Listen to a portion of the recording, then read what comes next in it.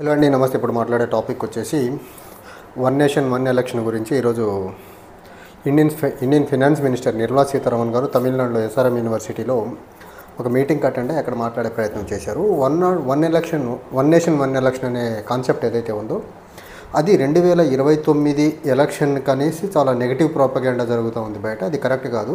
2034 తర్వాత నుంచి మాత్రమే వన్ నేషన్ వన్ ఎలక్షన్ దేశంలో జరిగేదానికి ఆస్కారం ఉంది అనేసి చాలా క్లియర్ అండ్ చాలా కేటగారికల్గా for the first time union cabinet నుంచి ఒక మినిస్టర్ ఈ అంశం మీద మాట్లాడటం ఇదే మొదటిసారి. దీనికి ముందు చాలామంది చాలా రకరకాలుగా అంటే 2029 జనరల్ ఎలక్షన్ నుంచే ఇండియాలో వన్ నేషన్ వన్ ఎలక్షన్ ప్రక్రియ జరుగుతూ ఉంది అని చెప్పి రకరకాలుగా మాట్లాడే ప్రయత్నం చేశారు. బట్ వాటన్నిటిని క్లియర్ చేస్తా నిర్మలా సీతారామన్ గారు క్లారిటీ ఇచ్చే ప్రయత్నం చేశారు. అందులో ఆవిడ ఈ వన్ నేషన్ వన్ ఎలక్షన్లో జరిగే బెనిఫిట్స్ ఏంటి, ఇది ఎందుకు తీసుకురావాల్సి వస్తుందని మాట్లాడే ప్రయత్నం చేశారు.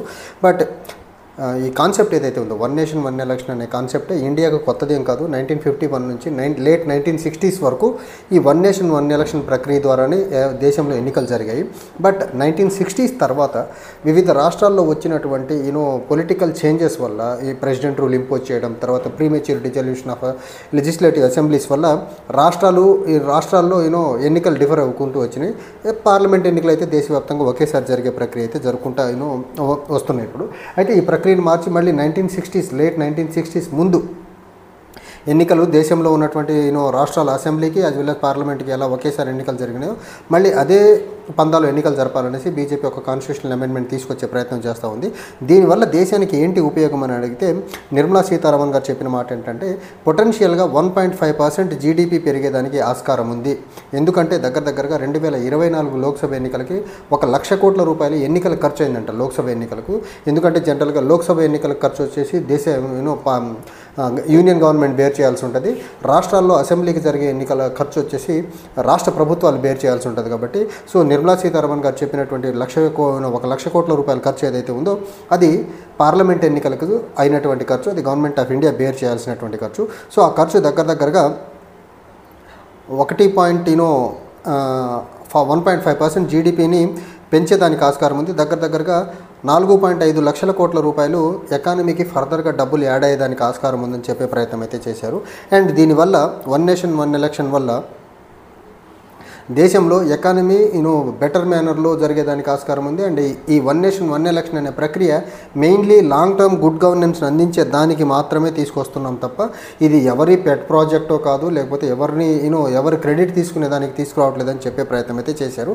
ఇక్కడ ఎవరి పెట్ ప్రాజెక్ట్ అని స్పెసిఫిక్గా మెన్షన్ చేసేదాని వెనకాల మెయిన్లీ 2 రీజన్స్ ఉన్నాయి.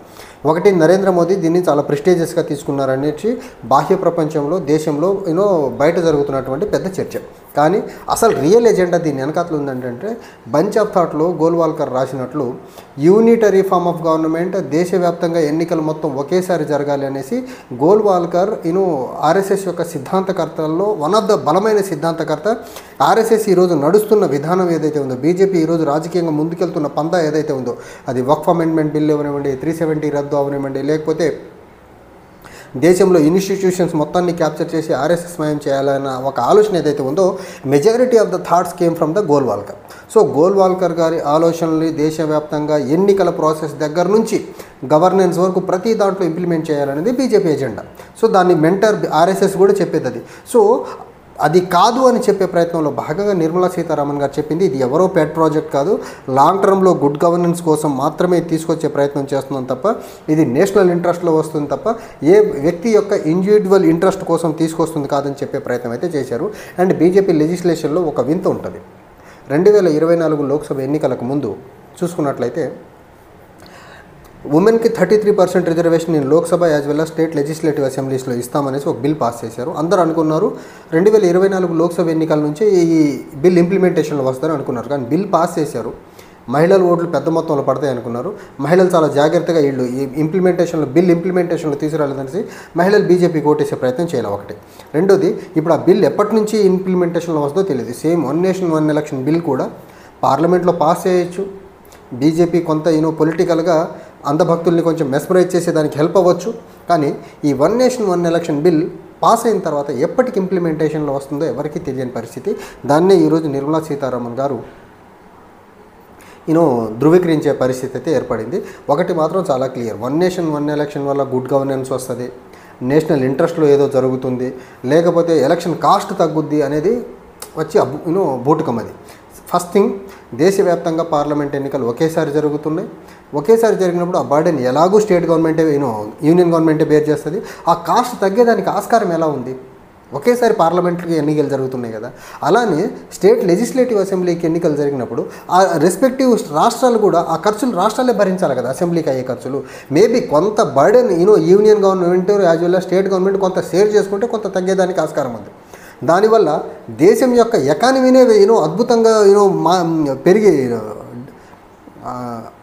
అద్భుతంగా దాన్ని ఏమంటారు, గ్రోత్ రేట్ అద్భుతంగా పెరుగుద్దని చెప్పడం ఎంతవరకు సమంజసమో నాకు అర్థం కావట్లేదు. 1.5% జీడిపి పొటెన్షియల్లీ గ్రో అయ్యేదానికి ఆస్కారం ఉందని చెప్పే ప్రయత్నం ఏదైతే ఉందో ఇది ముమ్మాటికి ప్రజల్ని తప్పుదోవ పట్టించేదానికి తప్ప వీళ్ళ ఎజెండా వెరీ క్లియర్. ఇది గోల్వాల్కర్ ఆలోచన విధానం బంచ్ ఆఫ్ థాట్లో చాలా క్లియర్గా రాసింది.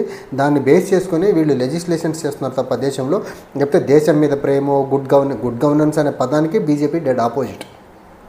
అండ్ వీళ్ళు good governance day Narendra Modi ప్రధాని అయిన తర్వాత తీసుకొచ్చాడు December 25th, which is internationally మర్చిపోండి నేషనల్ హాలిడే. అది December 25th అనేది క్రిస్టమస్ వస్తుంది అండ్ మోస్ట్లీ అది సండే వస్తుంది, లేకపోతే ఏ డే వచ్చినా కానీ నేషనల్ హాలిడేగా ఉన్న రోజు, గవర్నమెంట్ ఆఫీసులన్నీ మూతపడిన రోజు, ఆఫీసుల్లో ఆఫీసులతో ఎలాంటి పని లేకుండా ఇంట్లో క్రిస్టియన్స్ అయితే పండగ సెలబ్రేట్ చేసుకుంటా, మిగిలిన హాలిడే సెలబ్రేట్ చేసుకున్న రోజుని గుడ్ గవర్నెన్స్ డేగా వీళ్ళు సెలబ్రేట్ చేస్తున్నారంటే బీజేపీకి గవర్నెన్స్ తాలూకా ఉన్నటువంటి దాన్ని ఏమంటారు పర్సెప్షన్ అండి, అవగాహన అండి ఎంత దారుణమైందో చూడండి. హాలిడేని ఎవరైనా గుడ్ గవర్నెన్స్ డేగా ప్రకటిస్తారు ఒక బీజేపీ వాళ్ళు తప్ప. అండ్ అలాంటి దాన్ని కూడా గుడ్డిగా సమర్థించే అంధభక్తులు ఉన్న దేశం మన దేశం. So anyway, one nation one election అనే ప్రక్రియ చుట్టూ కొంతమంది రాజకీయ పార్టీలు అవనివ్వండి, కొంతమంది మేధావులు అవనండి, కొంతమంది మీడియా వాళ్ళు అవనండి, రకరకాలుగా ఇదేదో 2029కే జరుగుతుంది అనుకున్నారు, కానీ అలా జరిగేదానికి ఆస్కారం లేదు. ఎలా అయితే women reservation bill Lok Sabha as well as assembly స్థానాల్లో 33% ఇచ్చి దానికి పాస్ చేసి దాన్ని పక్కన పెట్టారు. సిమిలర్లీ అదే వేలో ఈ వన్ నేషన్ వన్ ఎలక్షన్ బిల్ను కూడా పాస్ చేసి పక్కన పెడతారు. ఎప్పటి నుంచి జరుపుతారు అనేది ఎవరికి తెలియని పరిస్థితి. But one nation one election ప్రక్రియ ద్వారా మాత్రం బీజేపీ ఎలక్టోరల్ గెయిన్స్ పెద్ద మొత్తంలో పొందాలని ఒక కుట్ర ఉంది. ఆ కుట్ర సఫలీకృతం అయ్యే వరకు మాత్రం దీన్ని అలా హోల్డ్లో ఉంచి ఆ తర్వాత వన్ నేషన్ వన్ ఎలక్షన్లో ఏదో ఒక స్పెషల్ నెరేటివ్ తీసుకొచ్చి దేశవ్యాప్తంగా అసెంబ్లీస్ యాజ్ వెల్ యాజ్ రాష్ట్రాలని ఎన్నికల్ని ఒకే నినాదంతో కొట్టాలనేది బీజేపీ ఎజెండా. సో దానికోసమే వన్ నేషన్ వన్ ఎలక్షన్ తప్ప లేదా గుడ్ గవర్నెన్స్ లేకపోతే నేషనల్ ఇంట్రెస్ట్ అనేది పచ్చి బూటకం ఈ బీజేపీ వాళ్ళు చెప్తుంది. వీళ్ళకి నేషనల్ ఇంట్రెస్టే పట్టదు, వీళ్ళకు గుడ్ గవర్నెన్స్ అసలు గవర్నెన్స్ అనేది తెలియదు వీళ్ళకు. వీళ్ళు గుడ్ గవర్నెన్స్ గురించి మాట్లాడతాం, దయ్యాలు వేదాలు వల్లించినట్టు ఉంటుంది. వీళ్ళ ఎజెండా వెరీ వెరీ క్లియర్. ఒక నెరేటివ్తో దేశంలో పార్లమెంట్ని రాష్ట్రాల్లో మెజారిటీ అసెంబ్లీలు కొట్టాలనేది వీళ్ళ ఎజెండా. దానికోసమే వన్ నేషన్ వన్ ఎలక్షన్ ఒక కుట్ర తప్ప వేరేది ఏదీ లేదు వీళ్ళ దగ్గర. Thank you.